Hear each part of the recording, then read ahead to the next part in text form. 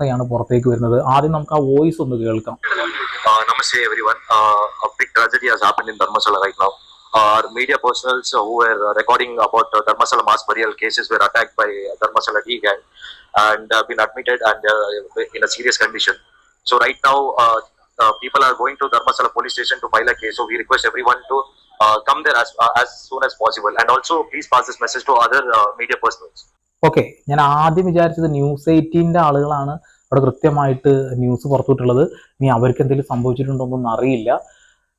വല്ലാത്തൊരവസ്ഥയായിരുന്നു കേട്ടോ. ഇത്രമാത്രം ആളുകളെ കൊന്നു കുഴിച്ചു മൂടി എന്ന് പറയുന്ന ആ ഒരു സ്ഥലത്ത് ഇൻവെസ്റ്റിഗേഷൻ നടക്കുന്നു. അതും ജനങ്ങളെ അറിയിക്കാൻ വേണ്ടിയിട്ട് പോയ മാധ്യമ പ്രവർത്തകരെ പോലും അവർ പോലീസിനെ പോലും ഒരു പുല്ലുവില പോലും കൽപ്പിക്കാതെ തല്ലിക്കൂട്ടിയിട്ടുണ്ടെന്നുണ്ടെങ്കിൽ അവരുടെ പിന്നിൽ ആരോ ഉണ്ടെന്നല്ല, കൊടീശ്വരനായിട്ടുള്ള രാഷ്ട്രീയ പിൻബലമുള്ള ആരോ ഉണ്ട് എന്ന് ഉറപ്പിക്കണം എന്നുള്ളതാണ്.